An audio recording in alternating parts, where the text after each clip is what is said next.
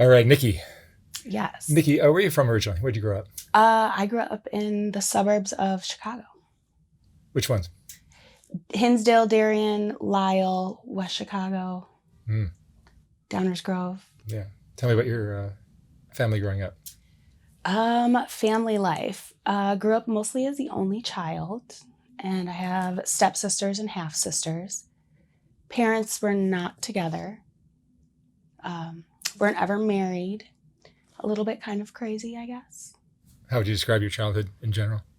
Um, it was fun, but definitely a little bit crazy. No abuse? Definitely a lot of abuse, Oh. yes. All kinds. Mm. So definitely had sexual abuse and a lot of verbal abuse. What other kinds of abuse is there? Physical? Yeah, there was definitely some of that as well. There's probably many more that we haven't. A lot of it was more of just what I seen too, not as, like, the stuff that was done to me didn't affect me as much as What you saw. Yeah, I feel like because you, as a child, you do what you see, like mimic what you see. For sure. How far did you go in school? Graduated high school. I didn't walk though. They wouldn't let me walk. Why is that? Because I changed schools so many times, I didn't have enough credits, oddly enough. Oh, but you got a degree. I did, yes. And what have you done? What have you done for work? Mostly sex work. So I started out as a dancer. I was 18. Used my cousin's. Was I 17? I think I was 17 and used my cousin's ID to like get in the strip club. So that was very eye-opening to me as a young girl. You started as a stripper? Yes. And honestly, I think the first night that I worked, I was with a girlfriend and they wouldn't let me work like that first night in the club. So I sat on bar stools and just like talked to patrons all night and drank and didn't do one dance, but I made like something like $800. And I remember the next morning I was like, oh my God, I want to do this forever.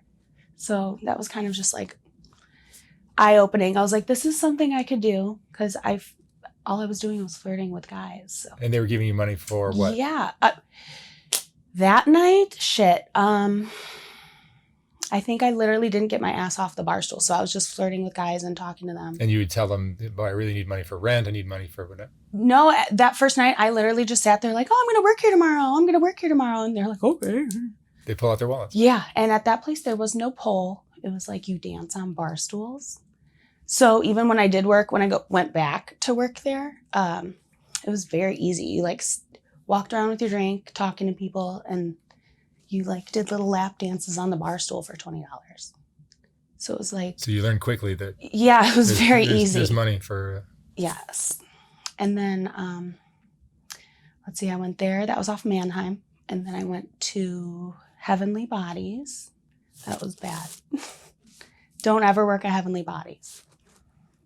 There's different calibers of strip clubs. Mm-hmm. I think they got actually busted for like having like storage units full of money because they would charge ridiculous. Like I remember some nights I'd have like $1,500, $2,000 in my hand.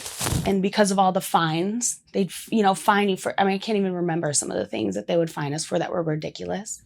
But we would leave with $45, $50, knowing we had to pay $40 to walk through the door to start our shift the next day. Like there was a Burger King next door, and sometimes me and my girlfriend couldn't even afford a meal at Burger King because they would just fine you like every bit of money that you made. It was crazy.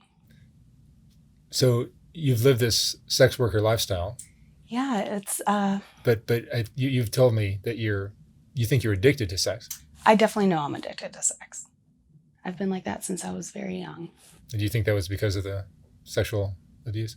I feel like, yeah, I was forced to be sexual way earlier. Or maybe I just knew that, like, that's what men wanted.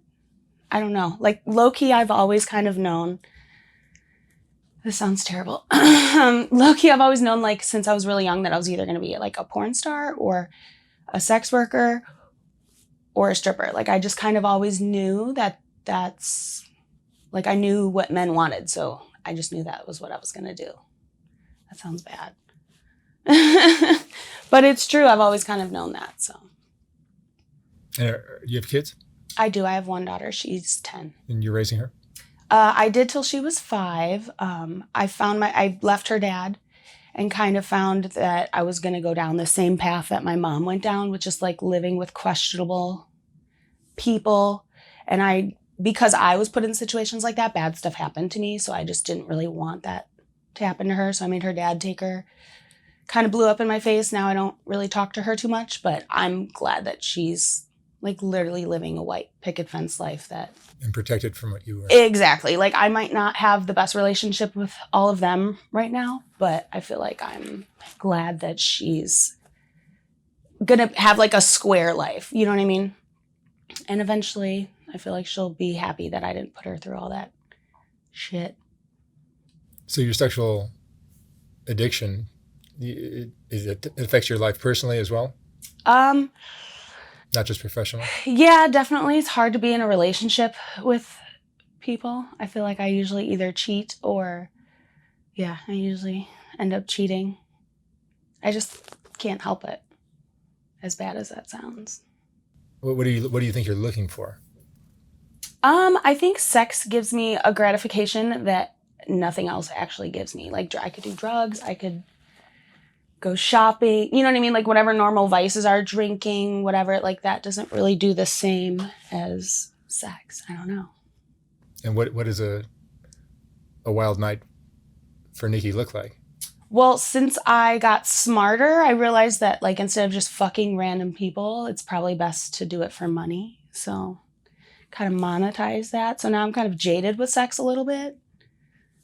Just because I know, like, why go fuck some random guy from Tinder when I can find someone that'll pay me $300 to do it. But since I left my ex, so I think it's been like almost 3 months, like I've been away from him and not in a relationship with him, and I haven't done that yet. So I'm pretty proud of myself. Oh, good. Broke because of it, but. But before you were working at strip clubs, what did you learn? And before I got with my second husband, I was a full-blown like escort. I would dance occasionally, but got really bad anxiety. So I feel like it's harder for me to work in strip clubs just because I'm not in control of the environment or who I'm seeing. So I really would rather, like escort and do videos, OnlyFans videos, private videos. So you're doing all kinds of different things. Yeah, I'm just a jack of all trades. I kind of fell into that by accident, though, because when I moved to Las Vegas, when I left my first husband, I didn't, my daughter went with her dad, and I was just living a totally different lifestyle from obviously what it is here in Chicago. So people were like, okay, well, you're at the pool with crazy bitches. Like, I want to see more. Let me see more. And that just kind of turned into like the what was it? The Snapchat premium. And then like that turned into OnlyFans. So for young ladies that are thinking of trying to make money with their bodies, what's the most lucrative avenue? I mean, it kind of depends on who your fans are, because I mean, OnlyFans is great, but now that everyone does it, it's kind, you know what I mean? It's kind of like guys are always about, why would I pay for porn when I could get it for free? But if Taylor Swift had a page of her nudity, you would want to see, you know what I mean? But only if you were a fan of her. If you didn't like her, then you wouldn't really care. So OnlyFans is like a hit or miss, but I mean, definitely there's always people that want to see what you have. And I feel like when you have personality on top of looks too, like I'm a total bitch, but everyone says I have personality. No, but I could see the guys who like your personality. I don't know why, but yeah. What was your father like? I definitely have daddy issues. We'll just put that out there. He was a hard ass. He was in jail when he was younger and stuff. So I feel like that's why I usually tend to like hard ass guys that are like felons, you know? Bad boys. Yeah. But when I was younger, he was a total skinhead, kind of racist. Yeah, we don't really have a relationship anymore, but when I was growing up, he was definitely scary. Very scary. And do you find yourself attracted to scary guys? Mm-hmm. Actually, I was, this was about 4 years ago. I was on the phone talking to a prisoner who I met through a friend that I was talking to. And I seen this guy walk up and I was like, oh my God, he looks like a fucking killer. Like, that's what I want. Fast forward to 2 months later, he literally killed my neighbor. He's in prison for murder. Shout out to Flacco. Like, did I make that happen because I said he looks like a killer? I don't know, but like that's what I'm attracted to. If you have neck tattoos and a priors, I have bad taste in men. Thus probably why I've been divorced, or I'm, on to my second divorce. So. But you've been in love. I think I've been in lust. I don't know if I've really ever been in love. Can I take a sip of my beverage? Of course. Yes. Yeah, I don't. So a romantic relationship with you looks like Sex is the main focus, and then I love you, I think, because I have good sex with you, but then you end up cheating? not even always me, but usually, yeah, something like that happens. Or I get very bored, or we fight. Are you ADHD? Mm-hmm. I get so bored so easily. I need to be constantly entertained. Constantly. But I mean, if I'm with somebody that's an exciting person. What's been the best part of your life? It's hard to say. There's so many. I don't know. I think just Every weekend. No, not even. Just my life goes like this. Like I'll go through like the deepest, darkest depression, and then good things will happen. I think just my ability to like connect with people. I feel like I'm low-key an empath. So, yeah. So you have moments where you make a good connection? Yeah. And I think that's a lot of why I'm addicted to sex too, is because, when you fuck somebody, I could swear, right? Okay. When you fuck somebody, like that connection that you get, you know what I mean? Like, I don't know. You could have sex with 100 girls, literally 100 girls, but no one will do what I do for you. You know what I mean? Like, just I don't know. That's what makes the world go around. Yeah. And I find power in that, I guess, a little bit too, knowing that what I do in the bedroom is how, like, that's what do you call it? My love language. And you're very confident. Am I? Well, you're telling me that you're I don't know. You're I pretty guess. amazing. I just feel like, yeah, like I like that connection that I have with people. And when I was escorting, and I learned that when I was dancing too, just a lot of people that do come into the strip club or that do come seeking escorts aren't even looking for sex. Like you could literally find a girl that'll fuck you at the bar. Girls are, no offense, women. Some girls will do anything. So it's not really hard. Or Tinder, sex is sex. Everyone can find it. But finding someone that actually listen to you and give you that, like that connection, like it kind of made me feel a little bit like I was doing nurse duty. You know what I mean? There's lame guys that'd be like, look at me in marching band with my mom. Like obviously they don't have many friends, and he was very excited to show me his marching band. But like just the fact that I would watch and be like, oh, wow, oh, that's awesome. You know what I mean? Like he needed somebody to do that, even if I'm not really that interested, but obviously he's interested. So I just feel like being interested in what he's interested for that 20 minutes made him happy. What have you learned about men from this life you've lived? How old are you? 33. 33. Mm-hmm. I've learned a lot about men. Mostly that you guys are pretty simple, and I don't mean that in a derogatory way. It's just like you just want your basic, you know what I mean? I hate to call you cavemen, but you just want your basic needs met. And that's easy for me. I'm like a nurturer. So I feel like I like doing that. Even if it's for 40 minutes, like I like caring for people and making them feel good. That makes me feel good. Mm-hmm. What's been the lowest point of your life? It might be right now. Oh, really? Yeah. Just because, I was doing really well before I got married. Kind of just gave up my whole life for a guy. Like I call myself Little Mermaid. I gave my voice up for a man. I just kind of gave up everything for that guy and left with a suitcase. He was pretty abusive. He abused a lot of drugs. Where'd you move to? We moved to Genoa, which is kind of near Rockford, kind of near Sycamore. Oh, like northern Illinois. Yeah, it's kind of out in the country. A lot of people from Genoa call it Genowhere. But yeah, we moved out there, and I just tried to be like a good wife. And he loved everything about me up until a certain point, and then like hated everything about me. Like the OnlyFans thing, and that men love me. And did he know that before you? Yes, he knew everything. So what emotions do you go through? Do you get depressed or anxious? Very much so. That's why it's super hard being sober right now too, just because obviously like drugs, numb. What drugs? Out. What were your favorites? I've got a lot of favorites. I stick to the M's, so I like marijuana and I like mushrooms.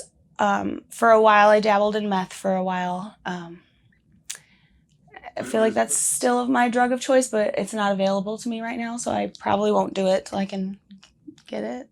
What does meth do to you sexually? I've heard stories. Everything. It's great. I mean, normally I don't want to like take a dick in my ass, you know, but on meth, like, bitch, I might. So, yeah. And also, when I was full-blown escorting or dancing in the club and stuff, you know, most of the guys I seen weren't sexy. I mean, I've probably only seen 20 sexy customers in my life. So it helps make me, you know. Is that the reality of a sex worker? Is that the majority of the guys you're interacting with are just not desirable? Most of them aren't attractive, and it doesn't even mean that they're not good in bed, because I've seen like ugly ass dudes with big fat ass dicks that make me come quick as fuck. But yeah, most of them aren't. But there's a few that I've been super attracted to and even had like a little bit of like relationships with. I like all the people that I meet. That's one thing too. I feel like I like. That's great. You know, even if they're not always the best of caliber. You can find something desirable or appealing about anybody. I meet really interesting people all the time. And it's funny, like, throughout the walks of life, how those people like kind of come back into your life. And is there any shame for you in this life you're leading?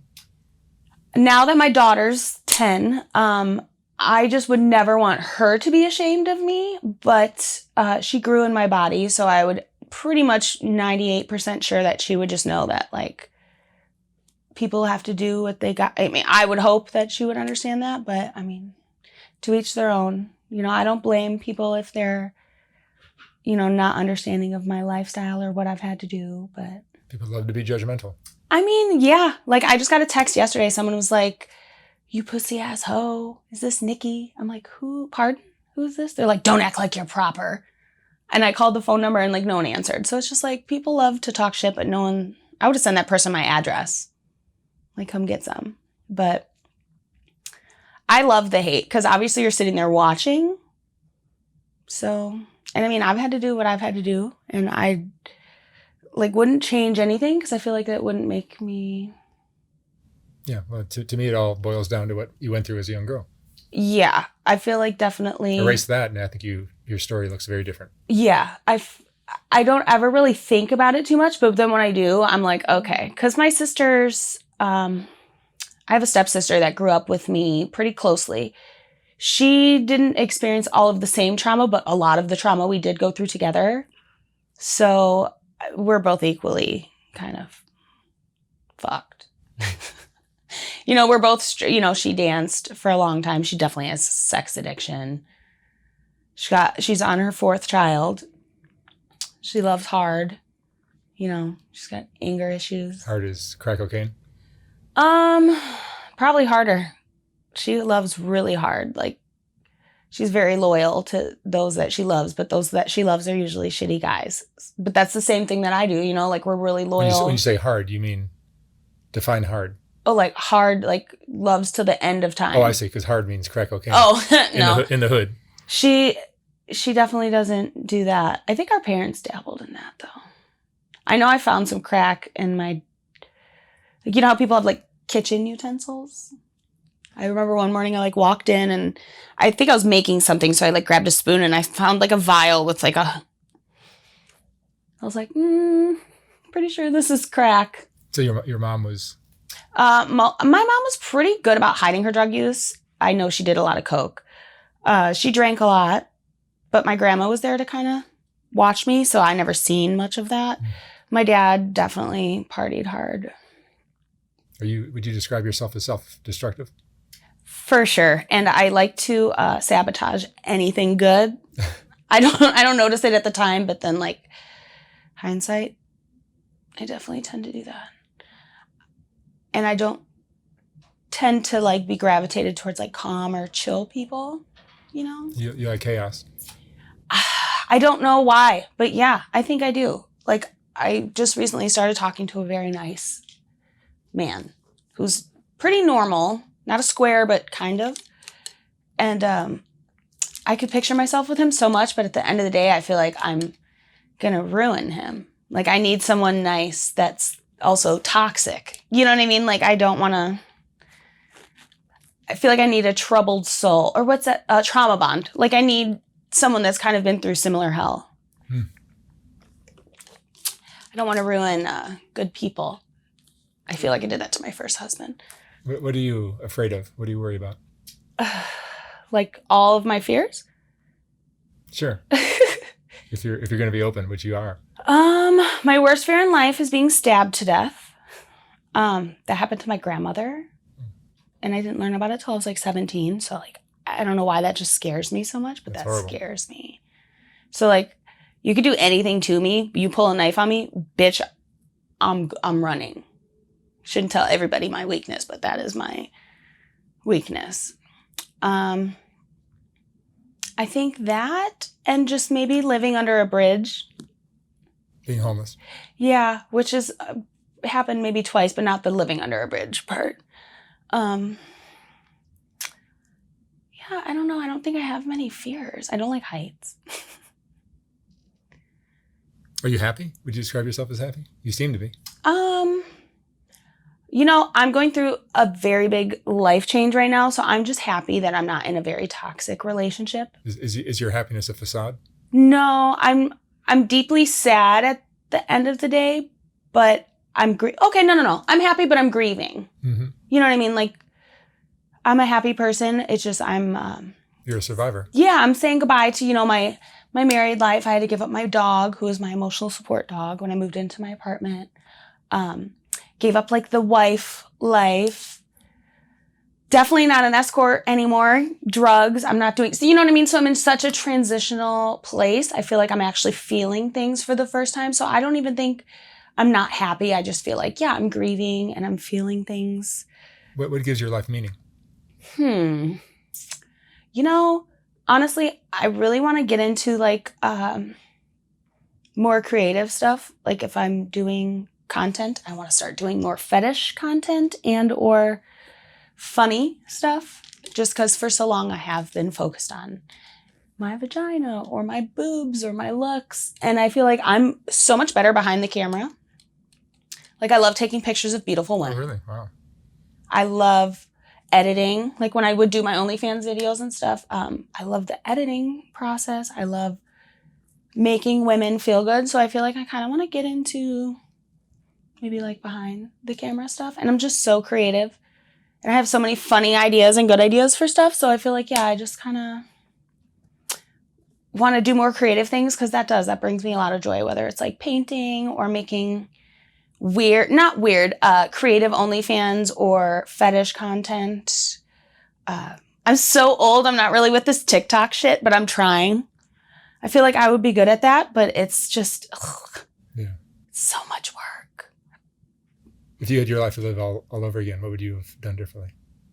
I definitely would have gone to school, like college or some sort of school. Would that have been hard for you as ADHD? Yes, but I found Adderall at a young age, so I think if I could have had just a little bit of support in that aspect, I would have been good. Most of the stuff I start, I don't finish. Like I started beauty school and I quit. And I started nail school and I quit. And I did bartending school in Vegas and I did it for a little bit and then I quit. Like I need to follow through with things, you know? Like I want to do this podcast.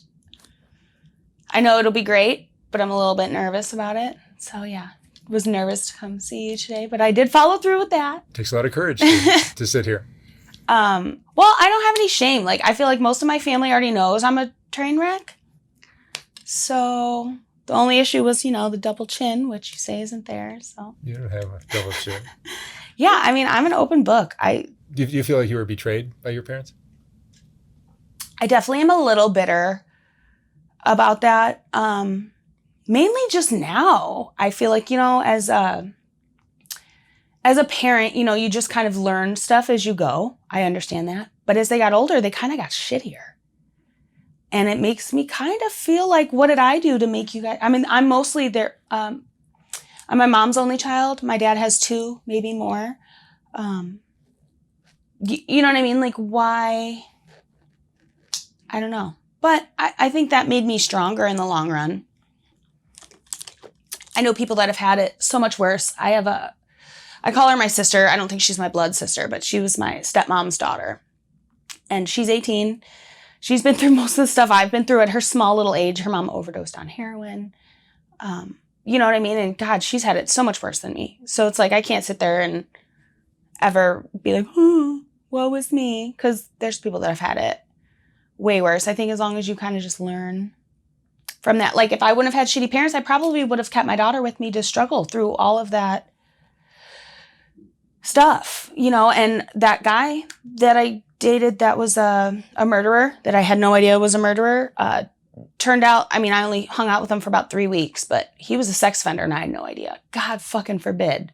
God fucking forbid. I would have let my precious little angel be around it. You know what I mean? Like, no. Same thing would have happened to her that happened to me, and God knows where that would, you know. So even if I'm sad that I don't have her with me, she didn't get molested. So you know what I mean? Like, the choices that I make in life probably aren't the best for a child right now. So I'm glad that she didn't have to struggle through that. Because I would tell my ex all the time, don't do this with me, don't do this with me, don't do this with me, because that affected me as a child, seeing kind of my parents put me through the, you know, push and shove of people that aren't married and kind of deal with co-parenting. He didn't really understand that his parents are beautifully still married, you know, and have a great relationship. So he didn't really have to go through that. The people who have not been through some of the things you've been through, or some of the other stories on my channel, it's easy for them to judge because they don't understand what it's like to come from that. They never felt it, yeah. And I bless their hearts, because ignorance is bliss. Like, I like that. They've lived a charmed life. But if you haven't been through poverty or terrible child abuse, or having no options, no role models, no nothing, it's really hard to think about. Good luck. How people with blessed lives think. You know what I mean? Like, because I always think of like the darkest, deepest bad thing that could happen being that's usually what happened.